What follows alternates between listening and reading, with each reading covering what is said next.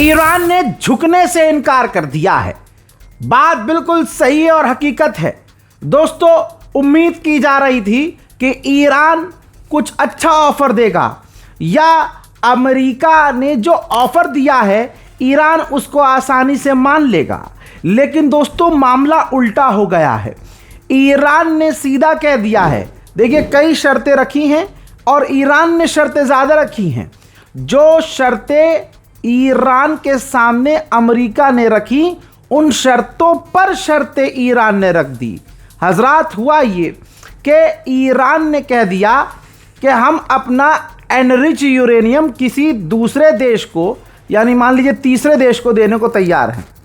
किसी भी देश तीसरे देश को देने को तैयार है। अब जब हम अपना हाईली एनरिच यूरेनियम का कुछ हिस्सा, ईरान का खेल समझिए, ईरान कह रहा है सारा यूरेनियम नहीं, ईरान का यूरेनियम का कुछ हिस्सा एनरिच जो है हम तीसरे देश को दे देंगे, उसके बदले हम पर से तमाम पाबंदी अमेरिका हटाए, स्ट्रेट ऑफ हॉर्मूज की बैरिकेडिंग को ख़त्म करे ताकि हम अपना तेल बेच सकें, हम पर लगाई गई पाबंदियों को वापस ले, आगे हमला ना करने की गारंटी अमेरिका दे। इन तमाम शर्तों के साथ ईरान ने कहा कि अगर तमाम शर्तें तोड़ते हुए अगर कुछ भी हरकत ईरान के खिलाफ अमेरिका ने भविष्य में की तो ये डील टूट जाएगी और जिस तीसरे देश के पास हमारा एनरिच यूरेनियम जाएगा वो हमारा एनरिच यूरेनियम वापस लौटा दे।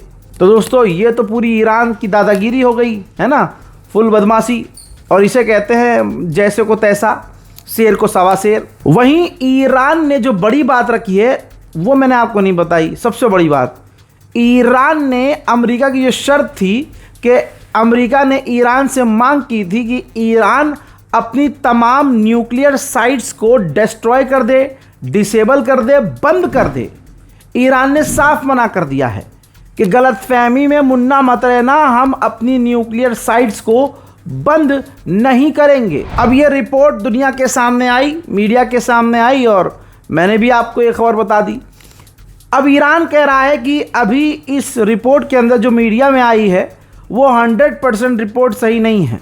अभी इसमें कुछ गलत पॉइंट्स भी हैं, गलत बातें भी हैं, जिसे हम बहुत जल्द क्लियर करने वाले हैं। उधर एक बार फिर से यूएई और कुवैत ने किया है कंफर्म कि ईरान के द्वारा दागे गए थे हम पर ड्रोन, जिन ड्रोन्स को हमने रोका है।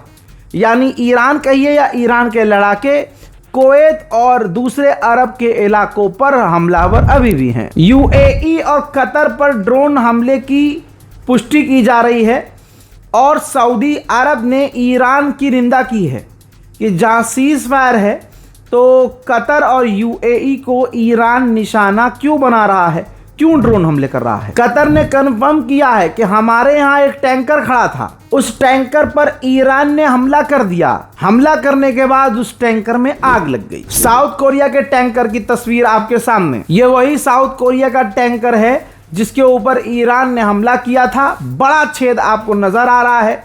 तो आप स्ट्रेट ऑफ हॉर्मूज में समझ सकते हैं कि ईरान की फुल पावर के साथ दादागिरी जारी है। उधर नेतन्याहू और डोनाल्ड ट्रंप के बीच हाई लेवल की मीटिंग हुई है। कहा जा रहा है कि खतरा ईरान के लिए बढ़ रहा है। जहां नेतन्याहू हो वहां आतंक न हो, वहां कोई षड्यंत्र न हो, ऐसा कैसे हो सकता है। रिपोर्ट ये आ रही है और इस रिपोर्ट के बारे में मैं आपको बता चुका था, मैं अंदाज़ा आपके सामने रख चुका था कि डोनाल्ड ट्रंप जो चाइना जाने वाले हैं वो चाइना जाकर चीन पर यह दबाव बनाएंगे कि चाइना ईरान को सपोर्ट करना बंद कर दे। अब सुनिए ईरान की फौज ने क्या कहा है, जिसको सुनने के बाद आपका खून गर्म हो जाएगा। ईरान की फौज ने कहा है अगर अब की बार जंग शुरू हुई तो हम ऐसी टेक्निक और ऐसे हथियारों का इस्तेमाल करेंगे जिनका अभी तक हमने इस्तेमाल नहीं किया था, और अब की बार जंग अगर छिड़ी तो पूरे इलाके में जंग फैलेगी और ये जंग पूरी दुनिया में आग लगाएगी। व्लादिमीर पुतिन ने, रूस के राष्ट्रपति ने खुद कंफर्म किया है भाई कि ईरान रशिया को अपना हाईली एनरिच यूरेनियम देने को तैयार था। ईरान अपना एनरिच यूरेनियम रूस को देने को तैयार था और तीनों देश, अमेरिका भी राजी था, लेकिन एंड टाइम पर अमेरिका पलट गया और अमेरिका ने कहा कि नहीं, ईरान अपना यूरेनियम रशिया को ना दे, रशिया को ना देकर ईरान अपना एनरिच यूरेनियम हमें दे दे। आप देख रहे हैं, ये लालच ही है। अमेरिका की लालच ने पूरी दुनिया का बेड़ा गर्क किया है। मेरे दोस्तों, बहुत बड़ा अपडेट आ रहा है, बहुत बड़ा। ईरान के supreme leader Ayatollah Mojtaba Khamenei ने IRGC के ऑफिशियल, अपनी सरकार के ऑफिशियल्स, फौज के officials, commander, senior general commander से मुलाकात की है। जी हां, और ईरान की फौज ने दावा किया है कि मुज्तबा खामनाई ने हुक्म दिया है कि दुश्मन से ताकत के जरिए डील की जाए। आप समझ रहे हैं, ये मुज्तबा खामनाई है। सैटेलाइट इमेज में नजर आ रहा है पर्शियन गल्फ में ईरान का एक टैंकर है, तेल लीक हो रहा है। अंदेशा ये है कि अमेरिका ने ईरान के टैंकर पर हमला किया है, जिसके बाद ईरान के टैंकर में मौजूद जो तेल था वो रिसना शुरू हो चुका है। डोनाल्ड ट्रंप हर दिन ईरान को धमकी दे रहा है। डोनाल्ड ट्रंप ने ये वीडियो देखिए, सुबह धमकी दी थी कि अगर ईरान ने अपने दिमाग का इस्तेमाल करके डील नहीं की तो हम ईरान पर और बड़े हमले करेंगे और ईरान को मिटाएंगे। ईरान को मिटाने, ईरान को तबाह करने, ईरान पर बड़े हमले करने की धमकी गुलाबी सूअर रोज कर रहा है। गुलाबी सूअर ने फिर से दावा किया है और अपनी ही बातों को पलटकर अब सफाई दे रहा है। कह रहा है कि मैंने कभी नहीं कहा कि जंग खत्म हो गई है, मैंने कभी कहा ही नहीं था कि जंग खत्म हो गई है। देख रहे हो भाई, कह रहा है कि मैंने नहीं कहा था कि जंग खत्म हो गई है, मैंने तो कहा था कि 2 हफ्ते में ईरानी हार गए हैं और हमने पल पल की नज़र बना के रखी है ईरान के न्यूक्लियर साइट पर। हम वहां जाएंगे, उनका हाईली एनरिच यूरेनियम ले लेंगे। बहुत बड़ा खुलासा। सैटेलाइट इमेज ये रही, पहली सैटेलाइट इमेज इराक की है और ये इराक की वो सैटेलाइट इमेज है जिसके अंदर आप देख सकते हैं कि इजराइल ने एक मुल्क के अंदर, जिस मुल्क का नाम इराक है, वहां चुपके से, उस देश से भी छुपाकर पूरा एक मिलिट्री बेस बनाया हुआ है। इस खुलासे के बाद पूरी दुनिया में हड़कंप मचा हुआ है कि कोई देश किसी के साथ ऐसा धोखा कैसे कर सकता है। इराक के अंदर इराक की परमिशन के बिना इजराइल की फौज तैनात है और ये किसी को पता ही नहीं, ये इराक की सरकार को पता ही नहीं। अब आगे का खेल समझिए। अगली सबसे बड़ी खबर यह है कि अब चुनाव होने के बाद भारत के प्रधानमंत्री माननीय नरेंद्र मोदी ने बातें उगली हैं और कहा है कि हमारे मुल्क को ईरान की जंग का असर हो रहा है, बड़ा असर हो रहा है और अगले 1 साल तक आपको संकल्प लेना होगा कि सोना ना खरीदें, क्योंकि सोना खरीदने से विदेशी मुद्रा में कमी आती है। उन्होंने कहा कि पेट्रोल डीजल महंगा हो सकता है, उसकी कमी हमें हो सकती है, लिहाजा पेट्रोल डीजल का इस्तेमाल कम करें, पब्लिक ट्रांसपोर्ट का इस्तेमाल करें। यहाँ तक कि मोदी जी ने कह दिया कि वर्क फ्रॉम होम भी करने की संभावना है, घर से बैठकर काम कीजिए। ये आदमी वो आदमी है जिसने चुनाव में खूब पेट्रोल खर्च किया, अपना पेट्रोल डीजल रैलियां करने के लिए, और आज कह रहे हैं कि नहीं जी पेट्रोल डीजल बचाओ। ये मोदी सरकार है। जैसे एक बड़ा संकल्प है पेट्रोल डीजल का संयम से इस्तेमाल करना, साथियों हमें पेट्रोल डीजल का उपयोग कम करना होगा। शहरों में जहां मेट्रो है वहां हम तय करें कि हम मेट्रो का ही उपयोग करेंगे, ज्यादा से ज्यादा मेट्रो में ही जाएंगे। अगर कार में ही जाना जरूरी है तो फिर कार पूल करने का प्रयास करें और भी लोगों को साथ बिठा लें। अगर हमें कहीं सामान भेजना हो तो कोशिश करनी है कि वह ज्यादा से ज्यादा रेलवे गुड्स के जो ट्रेन होती है रेलवे की सर्विसेज से भेजें, ताकि इलेक्ट्रिक रेलवे होने के कारण पेट्रोल डीजल की जरूरत नहीं पड़ती है। लीजिए, डोनाल्ड ट्रंप ने ट्वीट करके बताया है कि ईरान ने हमारे प्रपोजल का जवाब दिया और वो जवाब मुझे बिल्कुल पसंद नहीं आया है। लीजिए, टकराव और बढ़ने वाला है, जंग की तरफ एक और कदम दोनों का आगे बढ़ चुका है। नेतन्याहू ने कहा कि जंग ईरान से खत्म नहीं हुई है क्योंकि ईरान के पास उसका हाईली एनरिच यूरेनियम मौजूद है और जो अमेरिका इजराइल को मदद देता था, मिलिट्री एड देता था, हम उसको डिच करने वाले हैं, छोड़ने वाले हैं, खत्म करने वाले हैं। हमें किसी के चंदे की जरूरत नहीं है। अल्लाह अकबर।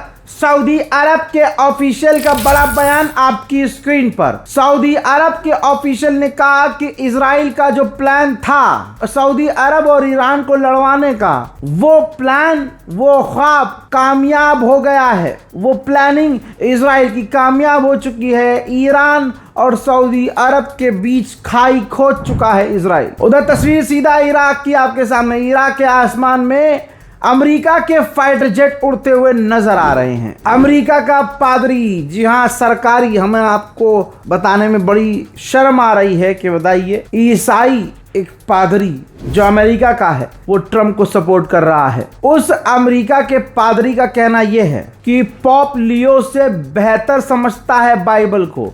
यानी पॉप लियो पूरी दुनिया का ईसाइयों का धर्मगुरु जो है सबसे बड़ा, वो इतना बाइबल को नहीं समझते जितना बाइबल को ये गुलाबी सुअर समझता है। रिपोर्ट ये कह रही है कि $7 बिलियन सट्टे के जरिए अमेरिकी ऑफिशियल्स ने पैसे कमाए हैं। तेल के दाम घटे और जो बढ़े हैं उस पर ही अमेरिका के ऑफिशियल्स ने सट्टा खेला और $7 बिलियन सट्टे से पैसा कमाया।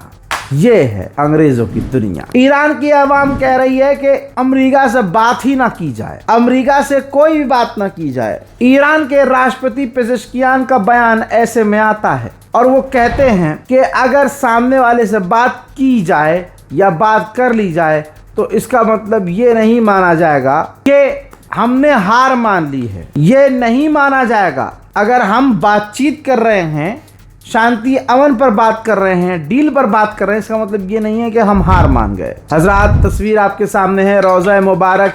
ईरान के अंदर जो रोज़ा है, जो ऐतिहासिक इमामजादों के इमाम बाड़े हैं, रोज़ा मुबारक हैं, जो अमेरिका और इजराइल के हमलों में डैमेज हुए थे, ईरान उन्हें ठीक कर रहा है। उधर ईरान ने कहा कि जो अमेरिका की पाबंदियों को मानेगी कंट्री, ईरान पर, हम पर जो पाबंदियां अमेरिका ने लगाई हैं और वो देश जो हम पर लगाई गई पाबंदी को मानेंगे, हम उनके जहाज़ों को स्ट्रेट ऑफ हॉर्मुज़ से गुजरने नहीं देंगे। ईरान ने खुलासा किया है कि मूसाद के एक व्यक्ति जासूस को हमने फांसी दी है और मूसाद से जुड़े हुए कई सारे लोगों को गिरफ्तार किया है और उनके ठिकानों पर छापेमारी की है। ईरान बुरी तरह से बहरैन पर भड़का है। मैंने कल बताया था कि बहरैन के अंदर बहुत सारे शिया समुदाय के आलिम दीन, उलमाओं को, मौलानाओं को, अम्मामे वालों को गिरफ्तार बहरैन ने किया है और जेल में उनको मार रहा है, पीट रहा है, जुल्म कर रहा है, उनकी नागरिकता छीन रहा है। ईरान भड़क गया है। ईरान ने कहा है कि अपने लोगों को इसलिए पीट रहा है और गिरफ्तार कर रहा है बहरैन क्योंकि उन्होंने ह्यूमन राइट का साथ दिया,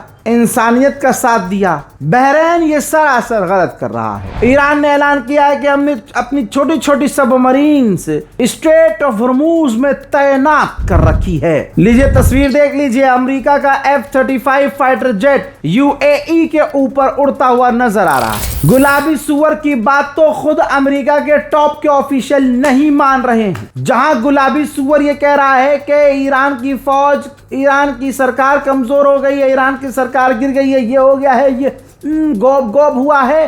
गुलाबी सुअर के साथ स्क्रीन पर देखिए, ईरान के टॉप ऑफिशियल का मानना ये है कि ईरान किसी भी हालत में कमजोर नहीं बल्कि और अब पहले से ज्यादा मजबूत हो गया है। उधर ईरान ने फ्रांस और ब्रिटेन को लाल कर दिया है और धमकी दी है कि अगर फ्रांस और ब्रिटेन ने अपनी फौज, नेवल फौज, अपनी नेवी हमारे खिलाफ मैदान जंग में भेजी तो हम उसी टाइम जवाब देंगे। जिसके बाद ब्रिटेन और फ्रांस की हवा टाइट है। मेरे दोस्तों, इस धमकी के बाद